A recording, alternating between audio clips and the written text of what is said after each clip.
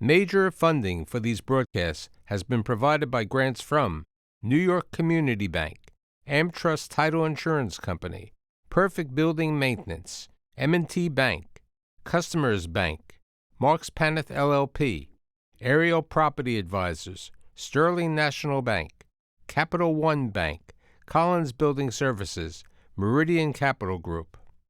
Additional support has been provided by grants from AVR Realty Company, Amerant Bank, Bank of America Merrill Lynch, B6 Real Estate Advisors, Briarwood Organization, Chase Commercial Term Lending, Chase Commercial Mortgage, Citizens Bank, CPEX Real Estate Services, Douglaston Development Levine Builders, Flushing Bank, Friedman LLP, Handler Properties LLC, Handler Real Estate, Hodges Ward Elliott INC, Investors Bank, James D. Kuhn Real Estate Center at Syracuse University, Kilroy Architectural Windows, New York's Window Company, Matone Group, New Banks, Newmark Knight Frank, Optimum Window Manufacturing Corp., People's United Bank, Rockefeller Group, Rosewood Realty Services, SJP Properties, Stonehenge NYC, TD Bank, Terra CRG, the Merengoff Family Foundation, and these friends.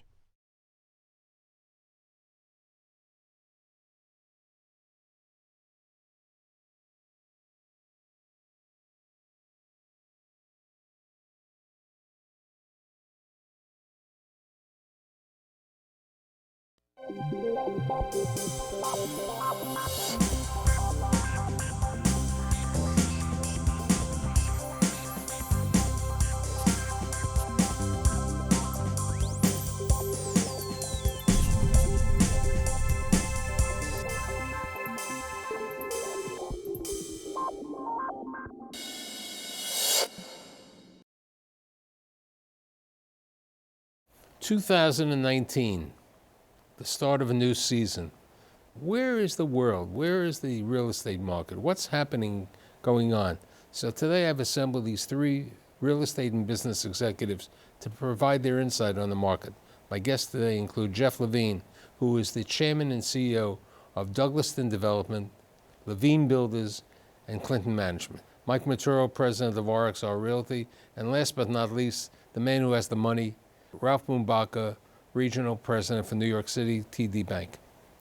How do you really see the real estate market in the different venues? Let's start with Jeffrey. Well, let me say simply that you have a world right now where you have interest rates at all-time lows, essentially. You have unemployment at all-time lows, and you have a stock market that's near its all-time high. And in spite of that, uber luxury condominiums are not selling with any velocity. Every once in a while you hear about a star purchase. Bezos this week, somebody else last week.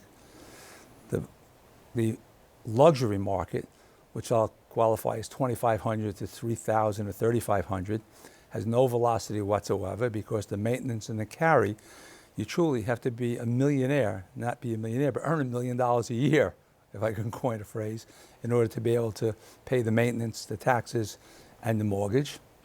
And at the lower level, it frankly doesn't pay at $2,000 to $2,200 a foot to build a condominium for sale, because if you're lucky enough to time the market and people are willing to buy it, by the time you pay your taxes, you will in a federal works program because you're not going to make a lot of money.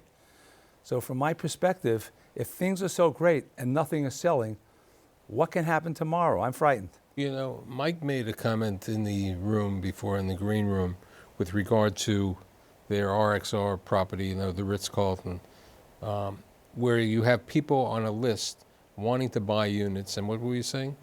No, I was saying the difficult part there is that they're having a hard time selling their product. So selling their home. So along the lines of what Jeff said, the high end, there's no bid there. On Long Island, for example, though, at the mid-range, you know, between, you know, call it 500 and 750, $2 million, is a pretty big bid there. So there's a lot of activity at that market. But you know, I would say agree with Jeff on the condo side, that that's not a business that I'd want to be in right now. It's tough. But on the rental side, the rental market's still strong. There's still people coming into the city. And there's still a lack of affordability and there's a lack of supply, so the rental housing market is still strong. How does the Canadian bank look at the world today? I think we're at a point where we're seeing some stress. I think the consumer is gravitating more towards the rental. The demand is still there, but on the buy side, it's going to continue to be difficult, even despite the low interest rate environment that we're in. You know, Mike, you've been with me and Jeff on a number of shows, and one of the topics of discussion in 2019 is this opportunity zone, where where you make an investment, you postpone the tax for a couple of years, and you've been successful to create a fund which is being marketed by a couple of companies for you. Why don't you tell us a little bit about the opportunity zone, what you're trying to do, and then I'm going to ask Jeffrey his thoughts on the topic and Ralph's talks. Well, it's geared by the legislation that was passed in 2017, 2018, and what it allows you to do, as you mentioned, is to defer capital gains by investing in these funds that use the capital to invest in what have been designated opportunity zones. Interesting thing about it, it was actually started in the Obama administration, so the good news is that it has bipartisan support, so it's not really a political football, so I think that it'll continue to go. There have been lots of panels, there's been lots of articles written, but nobody's really explained it. Let's take a person who's made some money on the stock market. They have $250,000 that they've made. They take that money. Do they have a certain period of time that they have to give you the $250,000? Right, so they have 6 months from the time they actually Sell trigger the the gain to contribute into a qualified opportunity zone vehicle. Then we have... And that's being marketed by brokerage firms? But it's being marketed by wealth management firms Okay. and broker firms. So the person puts the money in, and let's... They put the money in, and then we actually have a 6-month period during our fundraising period, and then subsequent to that, we have 31 months to invest that money in qualified property. And the qualified property is in areas that were designated by 8,700 zones throughout the country.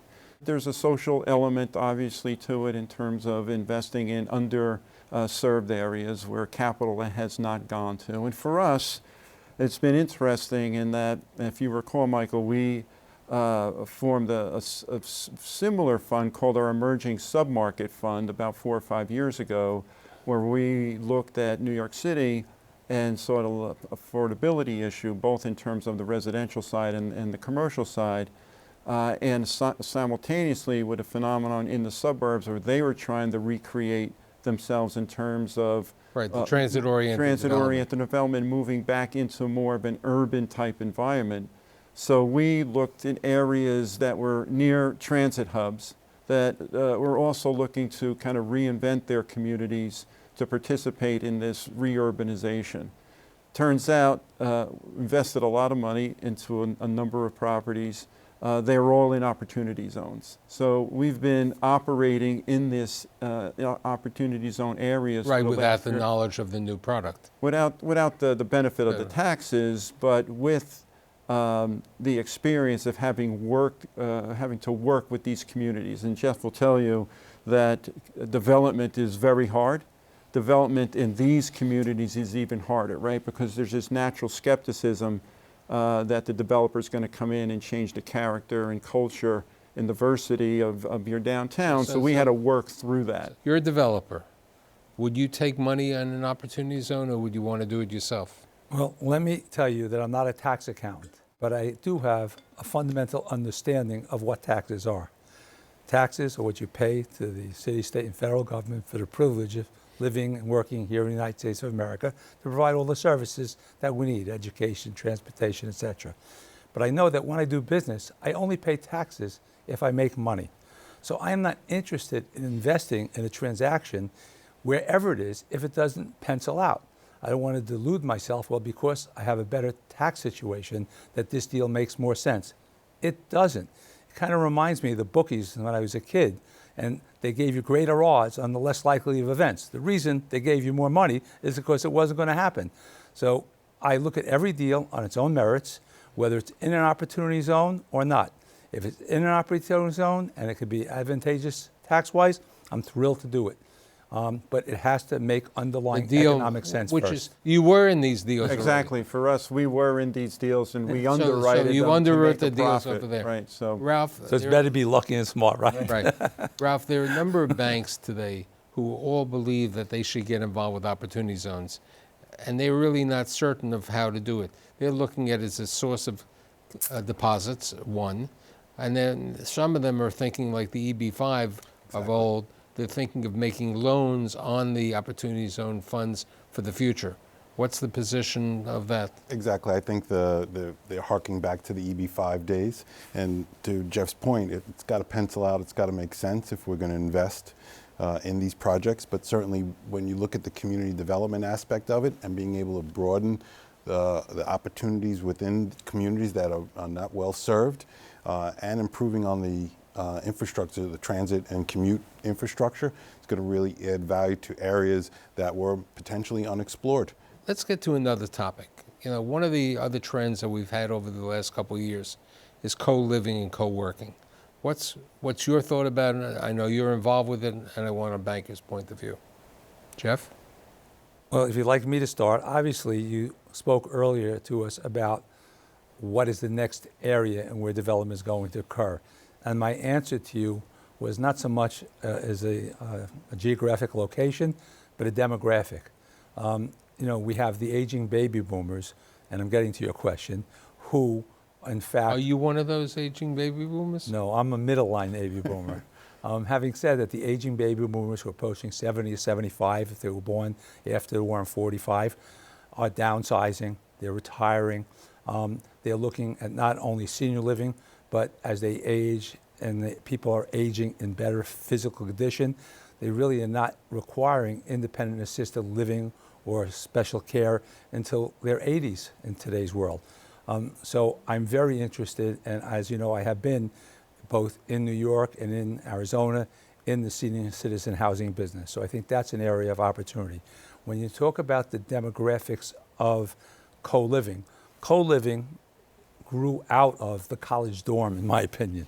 What happened is kids got out of college, they moved to New York City, they couldn't afford to live in their own apartment.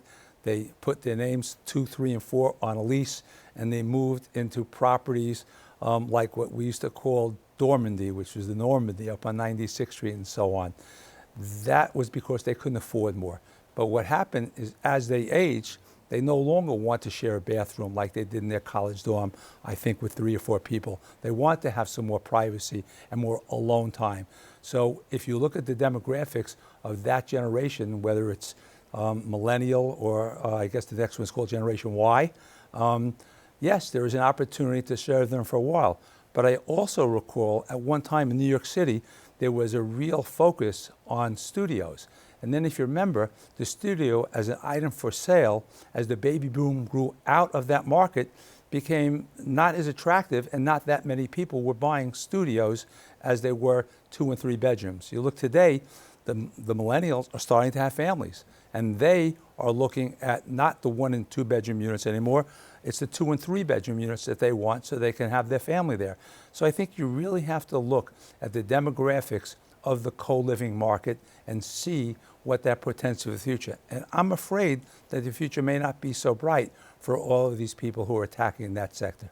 Mike, are you involved with the co-living? yeah, we're starting to look at it. We have been looking at it for a while. We have a project, as I say, in downtown Brooklyn in LIU campus where we have two buildings. Our first phase we're going to build more traditional, but we're exploring co-living in that second phase, and obviously the connectivity to the campus, it kind of makes sense in the transition from a dorm life into a co-living environment. But I think there's a place for it. I mean, simply based on the lack of affordability and the fact that, for example, in Long Island, young people between the ages of 30 and 20 and 30, 60% of them still live at home. And they're begging for a place to live. And we're I think we're going to be building out 3.5 to 4 million square feet in around the Nassau Coliseum, the Hub project, which is going to have a residential component. And there's tossed around the concept of some co-living there.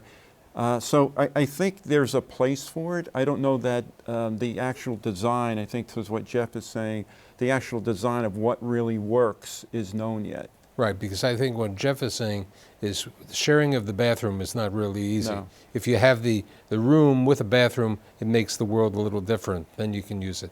As a banker, how do you look at lending on a co-living? Co-living and the co-working, certainly on the co-working side, we're seeing a lot of activity. And we may be getting to a point there where we may be a little overexposed from a square footage perspective. Right. I think with regard to the co-working, which you've been into and you're back into it, I think it's a question of the survival of the fittest today, because certain of these companies who are in the co-living are not being able to absorb and work with that. You've put co-living, co-working in the Fifth Avenue property and the two Fifth Avenue properties, right? Fifth Avenue, 75 Rockdown. We have it. We're a believer in the co-working concept. We look at it more as an amenity to the building. We think the landscape of use of office space in general is changing dramatically.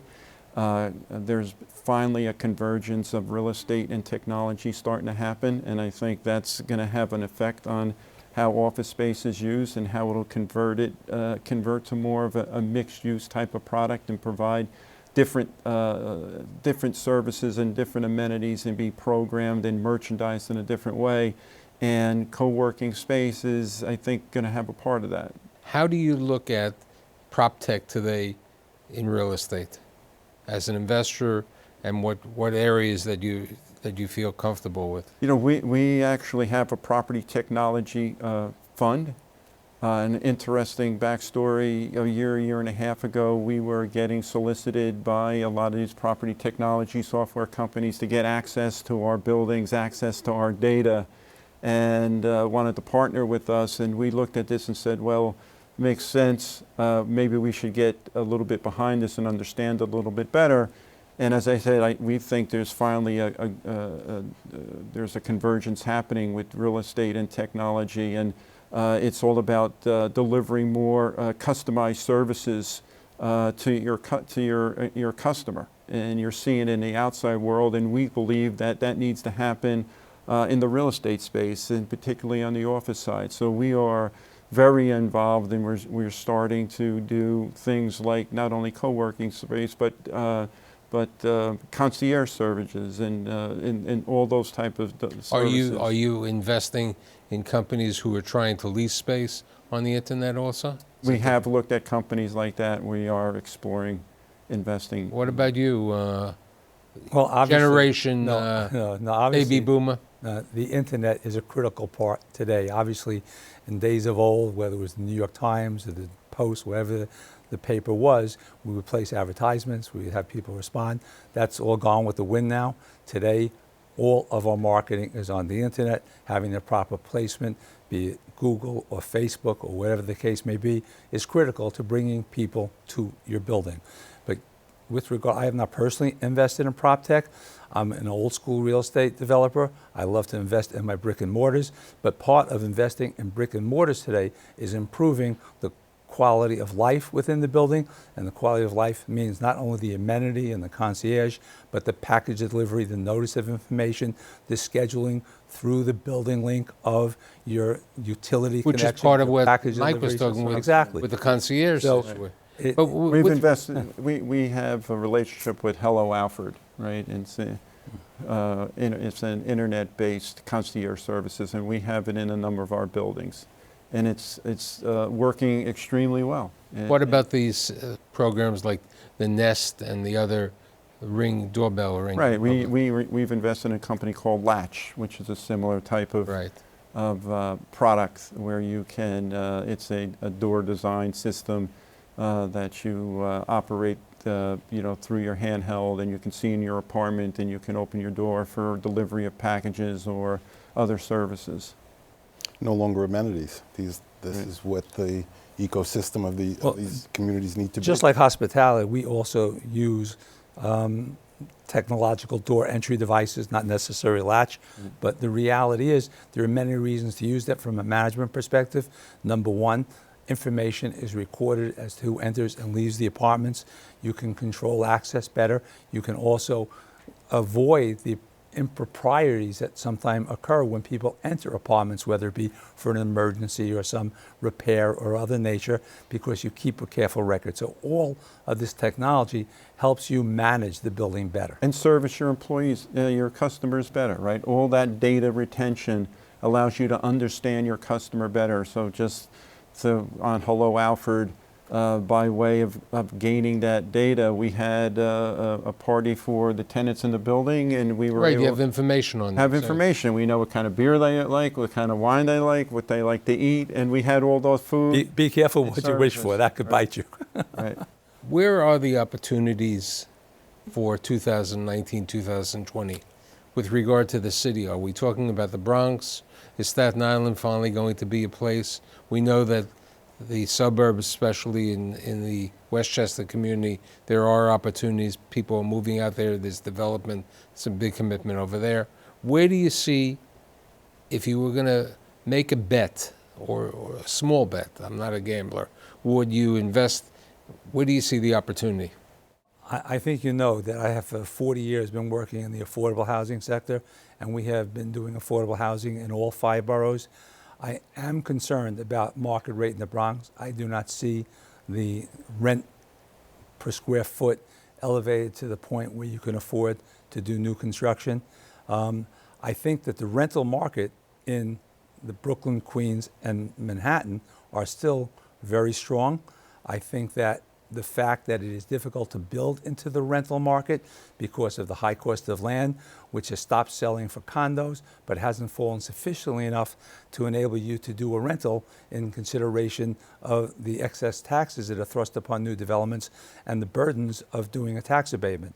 So I think that buying rentals are a very positive future, so long as a New York State legislature doesn't change the rules and make it uneconomic to own rentals. And I do believe that ultimately our state legislative leaders and our governor will be intelligent enough to know that without rental housing, we don't have places for our working people to live here in New York City, and they have to let it survive. Mike? No, I think Jeff brought up a very good point, which is the government starting to make it very, very difficult for us to develop and operate in the New York area. Prevailing wage, we're all dealing with is a big issue. So the dynamics and the metrics in New York City are still extremely robust, but it's hard to find ways to make money. Ralph, you have 5 boroughs that you run. Where do you see the best opportunity? So still opportunity, especially around transit, and I think in some of the neighborhoods that we might not be familiar with, that are on good that could potentially be transit hubs, out in Brooklyn, a little further out in Queens. We see activity out there. In essence, maybe Coney Island or the Rockaways. You have to improve the railway system to see Rockaways and Coney Island come into the 21st century. The good news is that talent still wants to be here. Talent wants to come into New York. We just met with another very large technology company that came into New York. It's West Coast based. They're going to be hiring 1,000 people. You look at Spotify for a case. We had them on 140,000 square feet in our building downtown. Now they're at 500. They wanted 500,000 square feet. When we met with them, we said, "How are you going from 140 to 500,000?" They said, "We can't get the talent in Europe. It all wants to be here." So that's why they took 500,000 square feet downtown. So it's a circuitous cycle, right? The talent wants to be here. The companies need to be here for the talent. So in that respect, it's a very robust environment. So I think the other thing is I think it's less about what submarket it is, because most companies are kind of agnostic nowadays to where they go. Years ago, obviously, it was where the CEO lived and where they wanted to be. Now it's where the hot market is and where you can create community in an environment where the talent wants to live and work. There's a crossover now happening between work life and home life, and that's starting to blend together. And you have to deliver a product that allows people to live and work inside that environment and operate in that manner. With less than a minute, quick comment about retail. Retail is not dead. I think it's specific type of retail. You were saying on your new development on the west side, you have all the house and beauty aid type of people wanting that. As well as the banking institutions. You know, a new area like west of the Hudson Yards where we are is very underserved from a retail perspective. So the fact that in our new building, which we'll be doing on 30th and 11th Avenue, we basically have 20,000 square feet of retail, and we already have bankers and health and beauty aides clamoring for the space. So when you have neighborhood services as banking and health and beauty aides, you have demand. Mike knows that from the Starrett Lehigh. Perfect example. Yeah, when we're putting retail down there, that because there's nothing there, and the customer base needs to be served. So, you know, I would agree with Jeff that there is good, strong demand for customer service-based retail. We're looking at some broader-based retail plays in terms of redevelopment of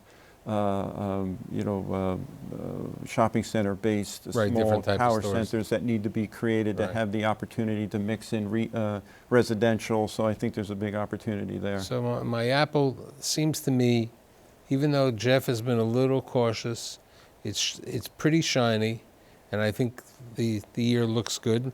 There's questions with Albany, there's questions with the government in general, but I think in general things are on a positive path.